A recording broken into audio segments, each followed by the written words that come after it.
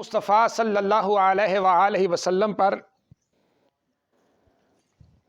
حدیث نمبر 6۔ اس حدیث پاک کو امام بخاری نے تقریباً 10 مقام پر اس حدیث پاک کا ذکر فرمایا ہے۔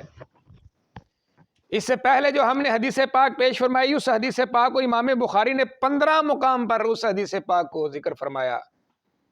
یہ ہے وسیلہ مصطفیٰ اور یہ ہے خود تعلیم مصطفیٰ صلی اللہ علیہ وآلہ وسلم۔ حضور علیہ الصلوۃ والسلام نے اپنے صحابہ اکرام کو ان کی زندگی کا کوئی ایسا لمحہ نہیں جس لمحے میں یہ تعلیم نہ دی ہو کہ اے میرے صحابہ اکرام، اللہ جل وعلا کو راضی کرنے کے لیے اپنے حبیب کا وسیلہ لیا کرو۔ نبی پاک علیہ الصلوۃ والسلام کے وسیلہ سے ہر بگڑا ہوا کام بنا۔ تو آئیں اس پر حدیث نمبر 6۔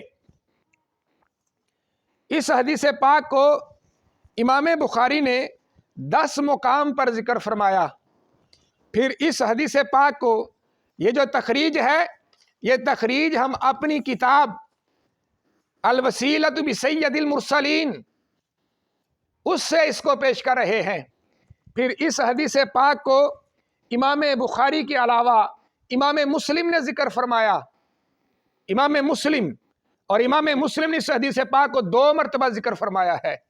پھر اس حدیث پاک کو امام ابو داؤد نے اپنی صحیح کے اندر اس حدیث پاک کو 2 مرتبہ ذکر فرمایا، یہ امام ابو داؤد۔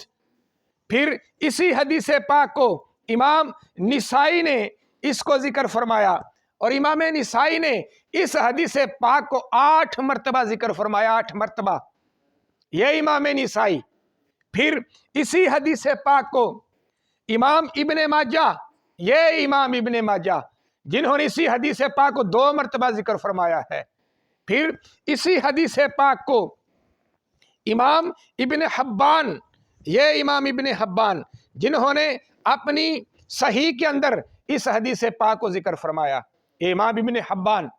پھر اس حدیث پاک کو مستدرک للحاکم کے اندر امام حاکم نے ذکر فرمایا، یہ مستدرک امام حاکم نے اس حدیث پاک کو 2 مقام پر ذکر فرمایا ہے۔ پھر اس حدیث پاک کو امام نسائی، ان کی جو دوسری کتاب ہے کبرا، نسائی کبرا، اس میں امام نسائی نے 12 مرتبہ اس حدیث پاک کو ذکر فرمایا، 12 مقام پر۔ پھر اسی حدیث پاک کو امام بہقی نے اپنی کتاب موجم کبیر کے اندر انہوں نے اس حدیث پاک کو 12 مرتبہ، امام بہقی نے 5 مرتبہ اس حدیث پاک کو ذکر فرمایا۔ یہ کتاب ادھر پڑھی نا، یہ سنن کبرا، اس کی پہلی جلد لاؤ، کس نے اٹھا کر رکھی ہے، یہ امام بہقی نے اس کو 5 مرتبہ ذکر فرمایا، یہ امام بہقی، یہ سنن کبرا کے اندر امام بہقی نے اس حدیث پاک کو 5 مرتبہ ذکر فرمایا۔ پھر اس حدیث پاک کو امام ابو نعیم نے اپنی کتاب فی معرفت صحابہ کے اندر اس کو ذکر فرمایا۔ پھر امام ابو نعیم نے حلیۃ الاولیاء کے اندر اس حدیث پاک کو 4 مرتبہ ذکر فرمایا، یہ حلیۃ الاولیاء۔ پھر اس حدیث پاک کو امام دارمی نے ذکر فرمایا، جو امام بخاری اور مسلم کے شیخ ہیں۔ پھر اس حدیث پاک کو درجنوں محدثین ہیں جنہوں نے اس حدیث پاک کا ورد کیا۔ آؤ اب اس حدیث پاک کو ہم بیان کرتے ہیں آگے۔ پھر اس حدیث پاک کو امام طبرانی نے موجم صغیر کے اندر ذکر فرمایا۔ پھر اس حدیث پاک کو امام طبرانی نے موجم اوس کے اندر ذکر فرمایا، اور امام طبرانی نے موجم اوس کے اندر اس حدیث پاک کو 4 مرتبہ ذکر فرمایا ہے، 4 مرتبہ، یہ موجم اوس امام طبرانی۔ پھر اس حدیث پاک کو امام طحاوی نے شرح مشکل الآثار کے اندر، یہ امام طحاوی کی کتاب، انہوں نے 7 مرتبہ اس حدیث پاک کو ذکر کیا ہے۔ پھر اسی حدیث پاک کو امام ابو یعلا نے اس کو اپنی کتاب المسند کے اندر ذکر فرمایا ہے۔ پھر اسی حدیث پاک کو امام فریابی جن کی کتاب دلائل النبوہ ہے اس میں اس حدیث پاک کو ذکر فرمایا۔ پھر امام بزار نے اس حدیث پاک کو اپنی مسند کے اندر ذکر فرمایا۔ یہ امام بزار جن کی کتاب المسند، انہوں نے اس حدیث پاک کو ذکر کیا۔ پھر اس کے بعد مصنف ابن ابی شیبہ، یہ مصنف ابن ابی شیبہ، امام ابن ابی شیبہ نے اس حدیث پاک کو 8 مقام پر ذکر کیا ہے، 8 مقام پر۔ پھر اسی حدیث پاک کو امام ابو القاسم البغوی فی جعدیات کے اندر اس کو ذکر کیا۔ پھر امام سعید بن منصور نے اس کو ذکر کیا، امام حمیدی نے اس کو اپنی مسند کے اندر ذکر فرمایا۔ پھر اسی حدیث پاک کو امام ابو نعیم نے اپنی مسانید کے اندر ذکر فرمایا، اور ان کے علاوہ درجنوں محدثین جن کا تذکرہ ہم نے کتاب اپنی میں شامل کر دیا ہے۔ اور آؤ حدیث پاک سنو، اللہ کے فضل اور اس کی توفیق سے یہ جو حدیثوں پر اتنا مواد ہے، اتنی تخریج ہے، اتنے محدثین ہیں، یہ فقط اہل سنت والجماعت کا ایک عقیدہ، اور عقیدہ جو اہل سنت کا اس کی ایک شاخ ہے جس کو وسیلہ مصطفیٰ کہا جاتا ہے، اس پر یہ محدثین اور امام بخاری اس پر 10 مرتبہ حدیث پاک لے کر آئے۔ امام بخاری سے یہ نمبر نوٹ کر لیں، حدیث نمبر 2127، 2395، 2396، 2405، 2601، 2709، 2781، 3580، 4053 اور 6250۔ یہ امام بخاری سے میں پڑھ رہا ہوں، اور یہ حدیث پاک سیدنا جابر بن عبداللہ رضی اللہ تعالی عنہ آپ روایت کرتے ہیں کہ میرے والد محترم وصال کر گئے، قرضہ بہت زیادہ تھا۔ تو ہوا کیا، قرض خواہ جب مجھے پریشان کرنے لگے، تنگ کرنے لگے، تو میں حضور علیہ الصلوۃ والسلام کی بارگاہ میں حاضر ہوا۔ کیا لے کر، کس امید پر؟ آپ کہتے ہیں وعلیہ دین، مجھ پر بڑا قرض تھا۔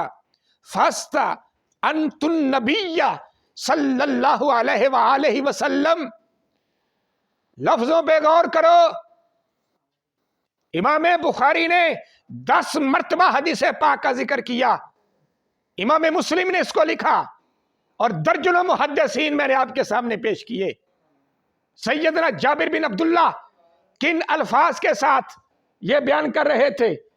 حضرت جابر بن عبداللہ کہتے ہیں فاستعنت النبی صلی اللہ علیہ وآلہ وسلم، میں نبی پاک صلی اللہ علیہ وآلہ وسلم سے استعانت مانگنے کے لیے گیا، مدد مانگنے کے لیے گیا، حضور علیہ الصلوۃ والسلام کے سامنے اپنی مشکل کو مشکل کشائی کروانے کے لیے گیا، حاجت روائی کروانے کے لیے گیا۔ کون سی مشکل کشائی تھی؟ کہنے لگے وعلیہ دین، مجھ پر بڑا قرض تھا۔ جب مجھے قرض خواہ تنگ کرنے کے لیے آ گئے تو ہوا کیا، میرے حبیب علیہ الصلوۃ والسلام نے کہا الا غرمائہ ان یدہ من دینہ، یا رسول اللہ صلی اللہ علیہ وآلہ وسلم، اگر میں یہ کھجوریں ساری کی ساری اگر فرد واحد کو بھی دے دوں تو پھر بھی میرا قرضہ نہیں اتر سکتا، حالانکہ لینے والے تو کئی ہیں، تو لہذا میرے حبیب مشکل کشائی کیجئے۔ تو نبی اکرم صلی اللہ علیہ وآلہ وسلم نے حضرت جابر بن عبداللہ سے کہا، اے جابر بن عبداللہ، جاؤ اذهب فصنف تمرک اسرافا، ان کے کھجوروں کی کئی قسمیں تھیں، نبی علیہ السلام نے فرمایا کھجوروں کی ساری قسموں کو جدا جدا کر دو، جب ان کی اقسام کو جدا جدا کر لو تو پھر مجھے آ کے اس چیز کی خبر دینا۔ تو حضرت جابر بن عبداللہ رضی اللہ تعالیٰ عنہ کہتے ہیں ففعلت، میں نے ایسا ہی کیا، ساری کھجوروں کو جدا جدا کر دیا۔ ثم ارسلت الی النبی صلی اللہ علیہ وآلہ وسلم، تو میں اپنے حبیب علیہ الصلوۃ والسلام کے پاس حاضر ہوا کہ یا رسول اللہ، جیسا آپ نے فرمایا تھا میں کھجوریں ساری جدا جدا کر کے آ گیا ہوں۔ تو نبی پاک علیہ الصلوۃ والسلام حضرت جابر بن عبداللہ کے ساتھ چلے، تو میرے نبی علیہ السلام کا سیدنا جابر بن عبداللہ کے ساتھ جانا اور جابر بن عبداللہ کا مصطفیٰ کے پاس آنا، اس سے بڑھ کر اور کیا دلیل ہو سکتی ہے کہ نبی علیہ السلام نے صحابہ کو پڑھایا تھا کہ وسیلہ مصطفیٰ اللہ کے دربار میں کام آتا ہے، اور ہمارے نبی علیہ السلام نے جا کے بتایا، اے جابر بن عبداللہ تمہارے عقیدے کو سلام ہو کہ جب بھی مشکل آئی ہر مشکل مصطفیٰ کے صدقے سے ٹلتی ہے، مصطفیٰ کے وسیلے سے ٹلتی ہے۔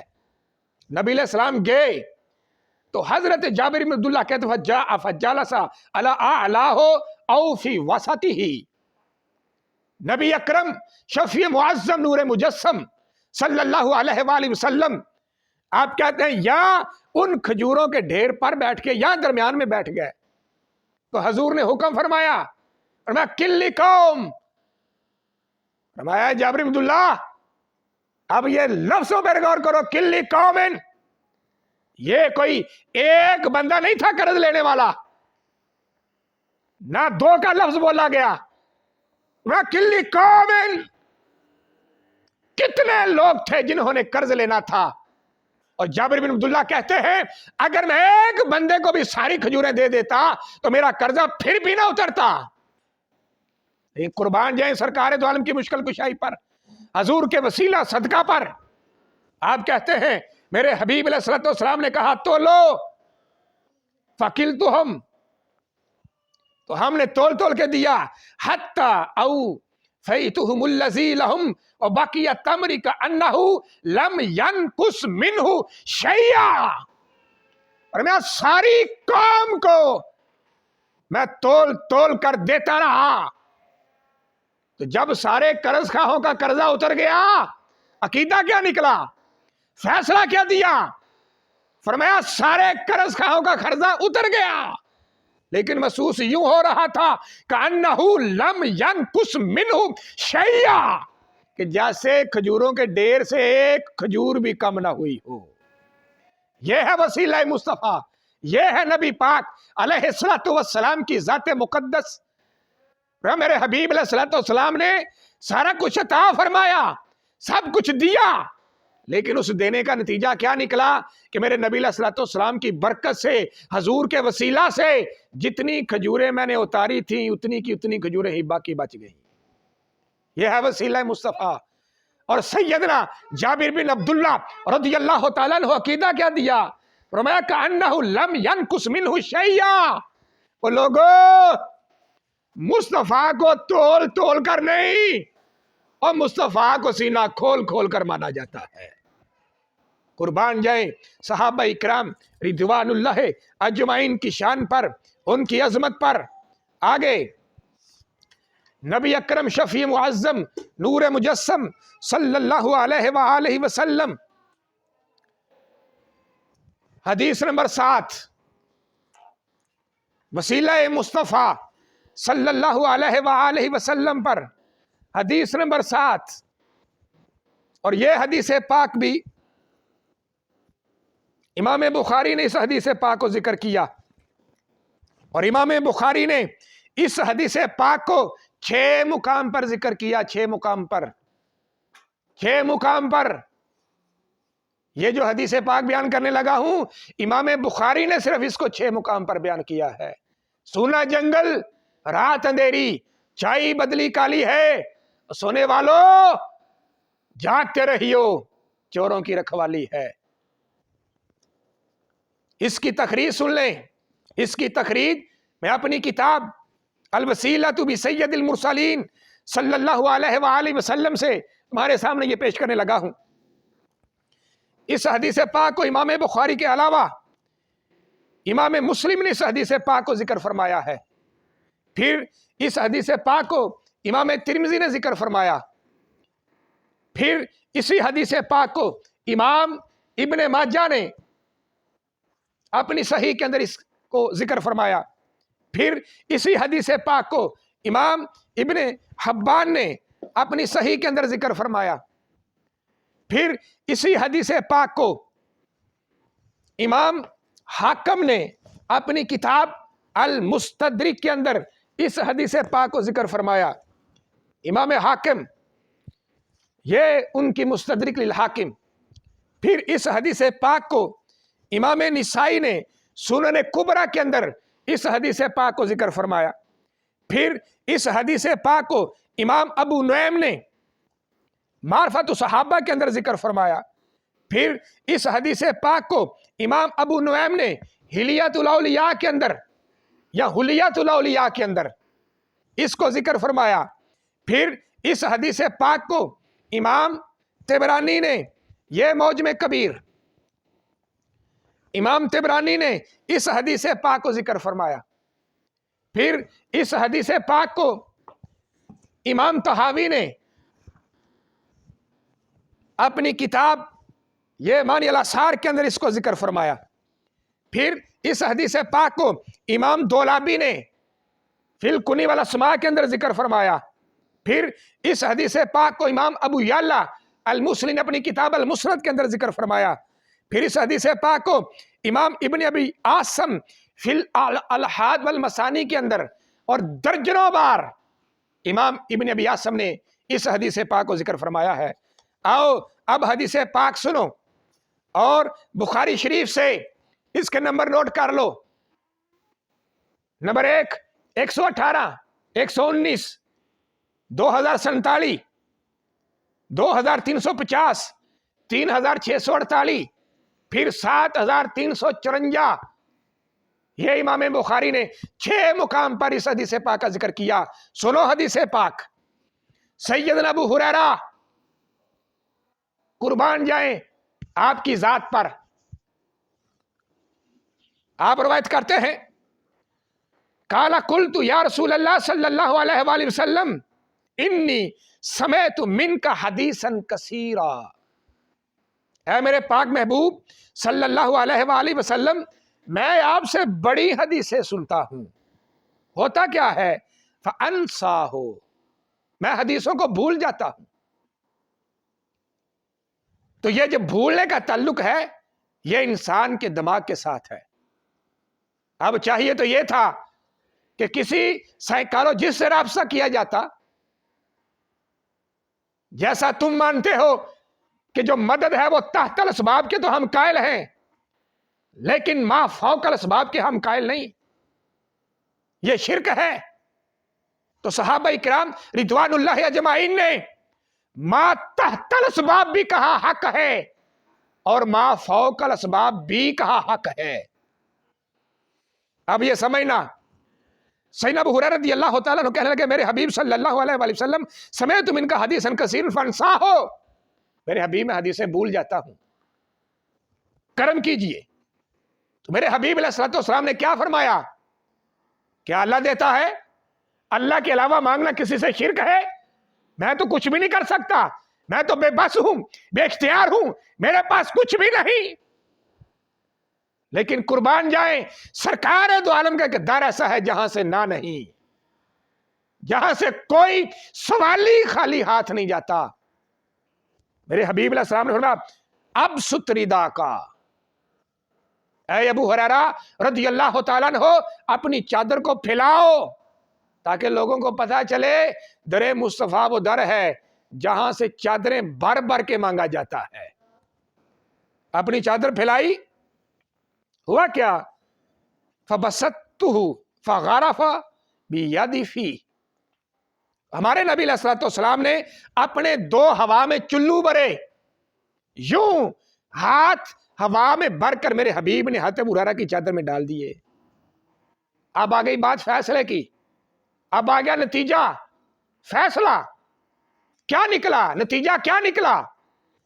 تو سیدنا ابو ہریرہ رضی اللہ تعالیٰ عنہ کہتے ہیں نبی علیہ السلام نے کہا دمہ، اوڑھ لو.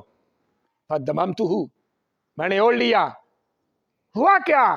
یہی چادر کب سے میرے پاس تھی، لیکن اب چادر جس کے داغے بے جان تھے اب اس میں جان آ گئی.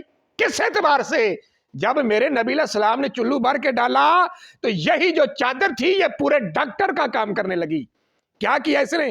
فما نسیت حدیثا بعد، اور میں پہلے بھول جاتا تھا چادر یہی تھی، لیکن جب میں اپنے نبی کے وسیلہ سے آپ کے حکم سے یہ چادر کو اوپر لیا پھر ساری زندگی گزرتی رہی لیکن اس کے بعد پھر میں کبھی ایک لفظ بھی نہیں بولا۔ یہ ہے وسیلہ مصطفیٰ، یہ ہے نبی اکرم شفیع معظم نور مجسم صلی اللہ علیہ وآلہ وسلم کی نگاہ عنایت، اور یہ ہے تعلیم مصطفیٰ اپنے صحابہ اکرام کو۔ اے میرے صحابہ اکرام، جب بھی مشکل پیش آ جائے تو گھبرانا نہیں، ڈرنا نہیں، اللہ کے فضل و کرم سے میرا وسیلہ پیش کرنا، میرے وسیلے سے میرا رب تمہاری ساری مشکلات کو آسان کر دے گا۔ یہ امام بخاری جنہوں نے اس حدیث پاک کو 10 مرتبہ بخاری شریف کے اندر ذکر فرمایا ہے۔ اب آ جائیں حدیث نمبر 8۔ حدیث نمبر 8، اس حدیث پاک کو امام بخاری نے 2 مقام پر ذکر فرمایا۔ حدیث نمبر 8 کو، اور امام بخاری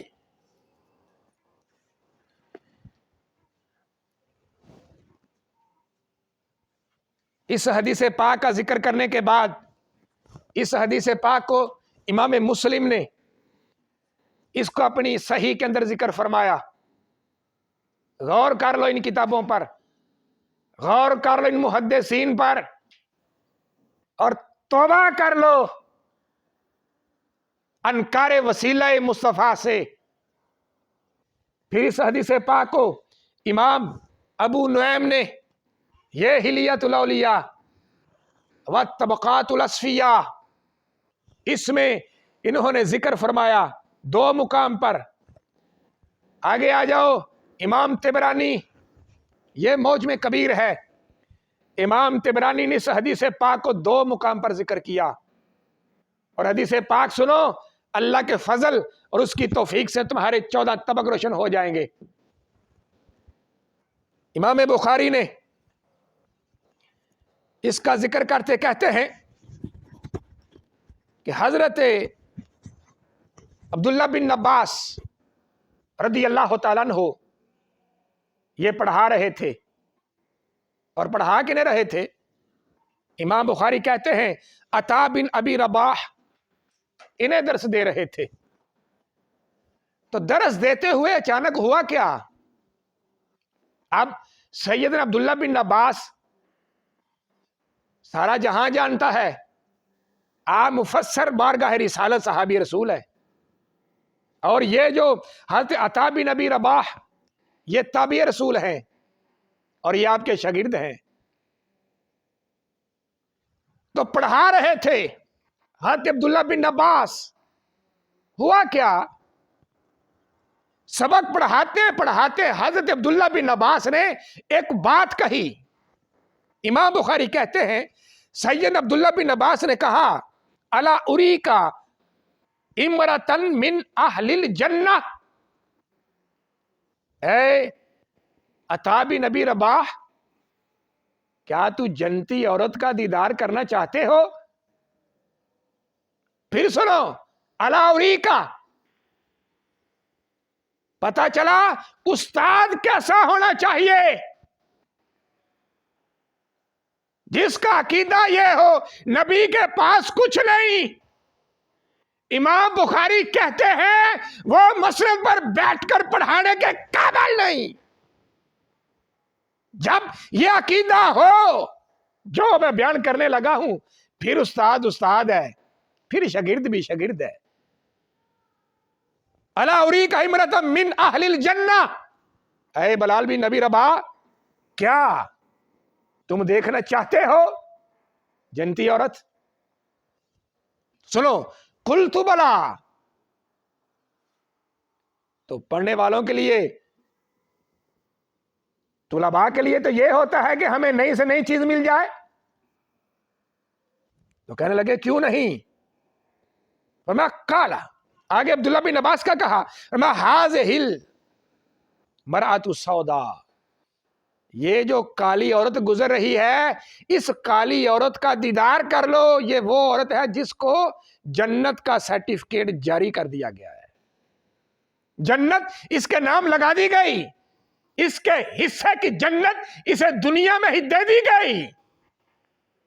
اب سوال یہ پیدا ہو سکتا تھا، حضرت عطا بن ابی رباح یہ کہہ سکتے تھے حضور اس پر دلیل کیا ہے؟ میں کیسے مان جاؤں؟ جیسے آپ مجھے اب پڑھا رہے ہیں، کل میں نے بھی پڑھانا ہے تو میں بھی یہ بیان کروں گا، کل مجھ سے کوئی پوچھے گا مجھے بتا تو دیں کہ یہ عورت جنتی ہے تو ہے کیسے؟ یہ ہے عقیدہ۔ اب سننا، ایک صحابی رسول، دوسرے تابعی رسول، اور یہ آج کی بات نہیں، اس بات کو گزرے ہوئے کئی ماہ و سال گزر گئے حضور علیہ الصلوۃ والسلام کے بعد۔ سنو کیا تعلیم دی، فرمایا اے عطا بن ابی رباح، جس طرح تم مجھ سے پوچھ رہے ہو، ایک دن ایسا تھا کہ ہم اپنے حبیب کی بارگاہ میں بیٹھے ہوئے تھے۔ یہ وہ صحابہ اکرام جن کی ہر صبح عید ہوتی تھی، جن کو ہر لمحے میرے حبیب کی دید ہوتی تھی، ہم بھی بیٹھے ہوئے تھے۔ ہوا کیا؟ کالا، آپ کہنے لگے اتیت النبی صلی اللہ علیہ وآلہ وسلم، تو یہ عورت ہمارے نبی علیہ السلام کے پاس آئی، آ کے کیا کہنے لگی؟ قالت انی اسراؤ، اے میرے حبیب صلی اللہ علیہ وآلہ وسلم مجھے مرگی کا دورہ پڑتا ہے، بیماری ہے مجھے، وانی اتکشف، تو کیا ہوتا ہے میں بے پردہ ہو جاتی ہوں، میری سطر جو ہے وہ کھل جاتی ہے، تو کیا کیجئے؟ فد اللہ لی، اے میرے حبیب میرے لیے یہ دعا کر دیں کہ اللہ مجھے شفا عطا فرمائے، مجھے اس بیماری سے نجات مل جائے۔ قطرہ کسی سے مانگا، میرے کریم سے دریا بہا دیے ہیں، دربے بہا دیے۔ آئی تو تھی وہ بیماری کو درست کروانے کے لیے، لیکن آگے میرے حبیب علیہ السلام نے کیا کہا؟ وَإِنْ شِئْتِ دَعَوْتُ اللَّهَ، اگر تو کہتی ہے اے عورت میں نے تیری بات کو قبول کر لیا، لیکن اب سنو کیا؟ ان شئت دعوت اللہ ان یعافیکی، اگر تو کہتی ہے میں رب سے دعا کرتا ہوں اللہ عافیت دے دے گا، مگر دوسری بات کیا ہے؟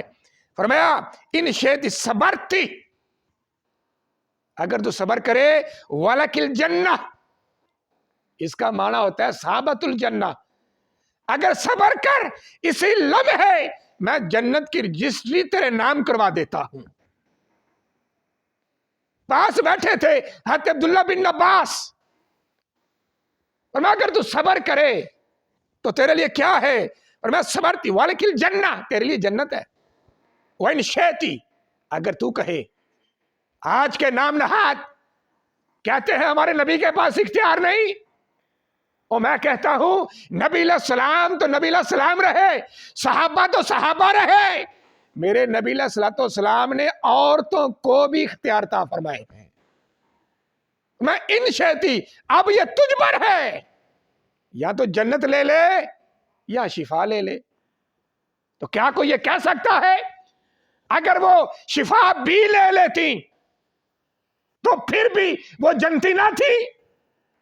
بالاتفاق وہ جنتی تو تھی ہی، لیکن آگے کیا کیا؟ تب یہ لفظ بولے حضور نے، فرمایا وَلَكِ الْجَنَّةِ، فرمایا نامینیشن ہو جا، نامینیشن ہو جا، دل سے خیال نکل جائے پتہ نہیں کیا ہوگا یا کیا نہیں ہوگا، فرمایا تو زندہ رہے گی، تیرا خاتمہ ایمان پر ہوگا اور تیرا داخلہ سیدھا جنت میں ہوگا۔ کتنی گارنٹیاں دی؟ اس نے کیا اختیار کیا؟ فقالت اصبر، کہنے لگی میرے حبیب صلی اللہ علیہ وآلہ وسلم میں صبر کرتی ہوں، میں نے صبر کیا، لیکن فقالت انی اتکشف فادع اللہ لی اللہ اتکشف ودع لها، صرف اتنی سی عرض قبول کر لیں، مرگی پڑتی ہے تو پڑے، لیکن یا رسول اللہ میرے جسم کا کوئی حصہ ننگا نہ ہو، بے پردگی نہ ہو۔ حضور نے دعا فرمائی تو نبی علیہ السلام کا وصال ہوا، صحابہ اکرام پڑھانے بیٹھے، تو حضرت عبداللہ بن عباس یہ پڑھاتے ہوئے کہنے لگے، اور میں سنو، مصطفیٰ کی بارگاہ میں ہم بیٹھے ہوئے تھے، اگر یہ عقیدہ نہ ہوتا، لو جی نبی علیہ السلام کسی کو جنت کیسے دے سکتے ہیں؟ آپ کبھی پڑھاتے ہی نہ، کبھی بتاتے ہی نہ، حضور علیہ السلام کے وسیلے کے نعرے، ان کے وسیلے کی تعلیم صرف ہمارے نبی علیہ السلام نے نہیں دی، بلکہ ہر صحابی رسول نے مصطفیٰ کے وسیلے کی تعلیم آگے دی ہے۔ یہ ہے امام بخاری، اور یہ ہے عقیدہ اہل سنت، اور یہ ہے وسیلہ مصطفیٰ، یہ ہے مشکل کشائی میرے حضور کی۔ آگے حدیث نمبر 9، وسیلہ مصطفیٰ صلی اللہ علیہ وآلہ وسلم پر، حدیث نمبر 9،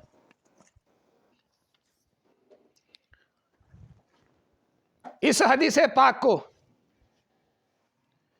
امام مسلم نے ذکر فرمایا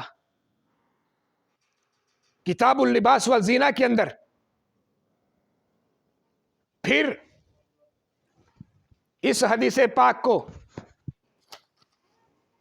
امام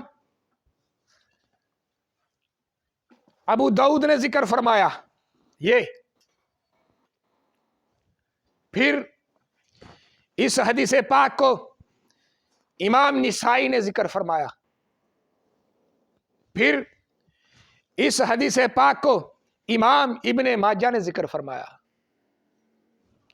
پھر اس حدیث پاک کو امام ترمذی نے ذکر فرمایا، پھر اس حدیث پاک کو امام ابن حبان نے اپنی کتاب الصحیح کے اندر ذکر فرمایا، پھر اس حدیث پاک کو امام نسائی نے اپنی کتاب الکبریٰ کے اندر ذکر فرمایا، پھر اس حدیث پاک کو امام بہقی نے اپنی کتاب سنن کبیر کے اندر، یہ اس کا نظارہ کریں، اس میں ذکر فرمایا، پھر اس حدیث پاک کو امام ابو نعیم نے اپنی کتاب فی معرفت صحابہ کے اندر ذکر فرمایا، پھر اس حدیث پاک کو امام ابو نعیم نے حلیت الاولیاء یا حلیت الاولیاء کے اندر ذکر فرمایا،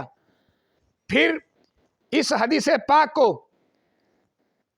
امام خراتی نے مکارم الاخلاق کے اندر ذکر فرمایا، پھر اس حدیث پاک کو امام ابو عوانہ نے اپنی کتاب اپنی مسند کے اندر اس کو ذکر فرمایا، پھر اس حدیث پاک کو امام دولابی نے الکنی والاسماء کے اندر ذکر فرمایا، پھر اس حدیث پاک کو امام ابن عاصم نے فی الالحاد والمسانی کے اندر ذکر فرمایا، پھر اس حدیث پاک کو امام بخاری اور مسلم کے شیخ امام عبد الرزاق نے اپنی کتاب کے اندر ذکر فرمایا، امام طیالسی نے اس کو اپنی مسند کے اندر ذکر فرمایا، اور یہ مسلم شریف سے اس حدیث پاک کا میں آپ کے سامنے یہ ورد کرنے لگا ہوں، اور یہ ساری تخریج جو ہماری کتاب ہے الوسیلۃ بسید المرسلین عند المفسرین والمحدثین، اس میں یہ ساری مل جائے گی،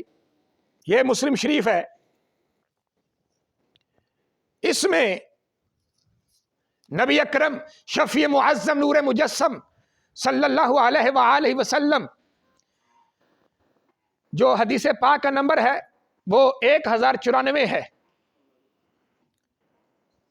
اس پر حضرت ربیعہ بن کعب اسلمی رضی اللہ تعالیٰ عنہ آپ کہتے ہیں قال کنت ابیت مع رسول اللہ صلی اللہ علیہ وآلہ وسلم کہ میں حضور علیہ الصلوۃ والسلام کے پاس رات گزارا کرتا تھا، یعنی دن کو میں کام کاج میں مصروف ہوتا تھا، جب رات ہوتی تو میں در رسول علیہ الصلوۃ والسلام پر حاضر ہوتا، یہ نہیں کہ رات کو مل کر واپس چلا جاتا تھا، فرمایا نہیں، میں وہیں پر جو رات تھی سرکار دو عالم کے قدموں میں بسر کرتا۔ تو رات کے جو میرے معمولات تھے وہ کیا تھے؟ آپ کہتے ہیں فآتیہ بوضوئہ وحاجتہ، حضور علیہ الصلوۃ والسلام کے تہجد کا جو وضو تھا میں وہ کروایا کرتا تھا، اور کوئی بھی ساری رات کے اندر کوئی حاجت پیش ہوتی تو میں اپنے حبیب علیہ الصلوۃ والسلام کے لیے وہ حاجت جو تھی اس پر کام کرتا. چلتے چلتے جب وقت گزرا، زمانہ گزرا، فرمایا ایک تہجد کی رات ایسی آئی کہ میرے حبیب علیہ الصلوۃ والسلام نے فقال لی، مجھ سے کہا. یہ مسلم شریف، مسند امام احمد بن حنبل، اور ان سے قبل مصنف ابن ابی شیبہ، امام بخاری اور مسلم کے استاذ امام عبد الرزاق اور درجنوں محدثین. امام مسلم کہتے ہیں نبی علیہ السلام نے حضرت ربیہ سے کہا فقال لی سل، کہنے لگے سوال کیجئے. اب یہ پہلے سمجھ لو، نبی علیہ الصلوۃ والسلام بھی عربی، اور جن سے سوال کا کہا جا رہا ہے حضرت ربیہ بھی عربی. تو وہ سمجھ گئے میرے حبیب علیہ الصلوۃ والسلام اس لمحے مجھے کس انداز سے کہہ رہے ہیں سل. تو کیا ہوا؟ نبی علیہ الصلوۃ والسلام شاہ عبد الحق محدث دہلوی، ان کو جانتے ہو؟ اس بر صغیر کے پہلے محدث. بر صغیر کے اندر کوئی ایسا محدث نہیں گزرا جو شاہ عبد الحق محدث دہلوی کا شاگرد نہ ہو. انہوں نے جب اس حدیث پاک کی شرح لکھی، آپ کہتے ہیں جب نبی علیہ السلام نے کہا نا سل، اس کا معنی کیا بنا؟ فرمایا میرے نبی علیہ السلام نے سوال کو مقید نہیں کیا کہ 5 چیزوں کا میرے پاس اختیار ہے، 10 چیزوں کا میرے پاس اختیار ہے. فرمایا نہیں، سل جب یہ لفظ بولا تو معنی کیا تھا؟ فرمایا شرق سے لے کر غرب تک، تحت الثری سے لے کر عرش تک، اس کائنات کی جو چیز بھی تم مانگو گے، اے ربیہ بن کعب، تمہارے نبی کو اللہ نے یہ طاقتیں دی ہیں، اسی لمحے تمہارے نبی تمہیں وہ عطا فرمائیں گے. مقید نہیں کیا کہ مجھے ان چیزوں پر اختیار ہے. اور میں سل فقلت اسألک، اے ربیہ آج مانگنا پڑے گا. تو قربان جائیں اس صحابی رسول پر جن کے سامنے سارا قرآن تھا. میرے نبی علیہ الصلوۃ والسلام کی جتنی جد و جہد تھی ساری شرک سے موڑ کر توحید کی طرف لانا تھا. انہوں نے تو نہیں کہا یا رسول اللہ یہ تو شرک ہے آپ سے مانگنا، آپ کے پاس کیا ہے، آپ کیا دے سکتے ہیں. فرق تھا، وہ صحابی تھے بابا، وہابی نہیں تھے. تو کیا کہا؟ سل فقلت اسألک. انہوں نے آگے سے کیا مانگا؟ ربیہ بن کعب کہنے لگے فقلت اسألک مرافقتک فی الجنہ. 2 چیزیں بیک وقت مانگ لی. اے میرے حبیب مجھے 2 چیزیں چاہیے، مرافقتک فی الجنہ. ایک آپ کی رفاقت چاہیے، آپ کا ہر لمحے جلوہ چاہیے، آپ کا دیدار چاہیے. دوسرے مقام پر میرے حبیب میں پھر جنت کا طالب ہوں. مانا سمجھو، اب جنت پر دیدار مصطفیٰ کو مقدم رکھا، سرکار کی رفاقت کو مقدم رکھا. ایک معنی یہ بنا یا رسول اللہ ہم ایسی جنت کے طالب نہیں ہیں جس جنت میں حبیب آپ کا دیدار نہ ہوتا ہو. دوسرا معنی یہ بنا میرے حبیب جنت ایسی چاہیے جس جنت میں صبح بھی آپ کا دیدار ہو، شام بھی آپ کا دیدار ہو. تیسرا معنی یہ بنا اے میرے حبیب آپ جنت کے بغیر تو گزارا ہو سکتا ہے لیکن آپ کے دیدار کے بغیر گزارا نہیں ہو سکتا. قربان جائے میرے نبی علیہ السلام نے کیا فرمایا؟ حضور فرمانے لگے او غیر ذالک. 2 معنی ہیں اس کے. ایک معنی یہ بنا کہ تو نے مانگا تو بڑا تھوڑا مانگا، اور میں جنت بھی دی، رفاقت بھی دی، دیدار بھی دیا، لیکن پھر چانس بھی دیا. با خدا کا یہی ہے در، نہیں کوئی مکر مفر. آج لے ان کی پناہ، آج مدد مانگ ان سے، وہ کل نہ مانیں گے اگر تو مان گیا. فرمایا او غیر ذالک، ایک معنی ہے تو نے مانگا تو بڑا تھوڑا مانگا، دوسرا معنی ہے چلو چانس دے رہا ہوں، کچھ مانگنا ہے اور بھی مانگ لو، اور چانس دے رہا ہوں۔ تو حضرت ربیہ کہنے لگے مل گئے مصطفیٰ، اور کیا چاہیے؟ نبی علیہ الصلوۃ والسلام سے نبی علیہ السلام کو ہی مانگ لیا۔ آگے جو جملہ تھا غور کرنا، غور کرنا۔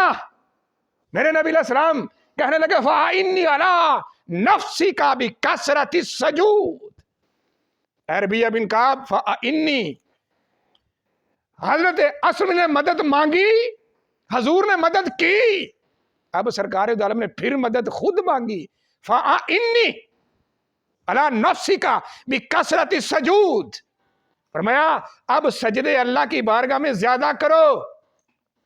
معنی کیا بنا؟ فرمایا اب نوافل نماز زیادہ پڑھو۔ رد کر دیا ان لوگوں کا بھی جو کہتے ہیں نماز میں خیال مصطفیٰ آ جائے تو گائے گدھے بیل سے بدتر ہے۔ حضرت ربیہ کو نبی علیہ السلام نے تعلیم دی، فرمایا پہلے سجدہ کرتے تھے تم کسی اور طلب میں، آج کے بعد تمہارا ہر سجدہ اس امید پر ہو کہ میں جتنے سجدے بھی کروں گا مجھے قرب مصطفیٰ نصیب ہوگا، دیدار مصطفیٰ نصیب ہوگا۔ ہر نفل نماز کا سجدہ جو ہے، ہر نفلی نماز کے سجدے میں تجھے میری یاد آئے گی۔ یہ ہے نماز اور یہ ہے وسیلہ مصطفیٰ۔ اس سے بڑی تعلیم نبی علیہ الصلوۃ والسلام کے وسیلے کی اور کیا ہو سکتی ہے؟ اس سے نبی علیہ الصلوۃ والسلام کی ذات مقدس فرمایا جنت بھی ملی، سرکار کا دیدار بھی ملا۔ یہ ہے میرے حبیب علیہ الصلوۃ والسلام کا جو ایک تیار کیا ہوا صحابہ اکرام کا باغ تھا۔ یہی عقیدہ ہے سیدنا صدیق اکبر کا، یہی عقیدہ حضرت عمر فاروق کا، یہی عقیدہ عثمان غنی کا، یہی عقیدہ مولا علی کا، یہی عقیدہ طلحہ زبیر کا، یہی عقیدہ بدری صحابہ کا، اور یہی عقیدہ ہے بدر و حنین والوں کا، اور یہی عقیدہ ہے 14 صدیاں بعد پیدا ہونے والے حضرت مجدد الافسانی کا، اور یہی عقیدہ ہے حضرت اعلی حضرت مجدد دین و ملت اور ان کے ماننے والوں کا۔ اللہ تعالیٰ سے دعا ہے کہ خالق کائنات ہم سب کو حق سن کر اس پر عمل پیرا ہو کر اپنی زندگی قرآن و سنت کے زیر سایہ بسر کرنے کی توفیق عطا فرمائے۔ وما علیہ الا البلاغ۔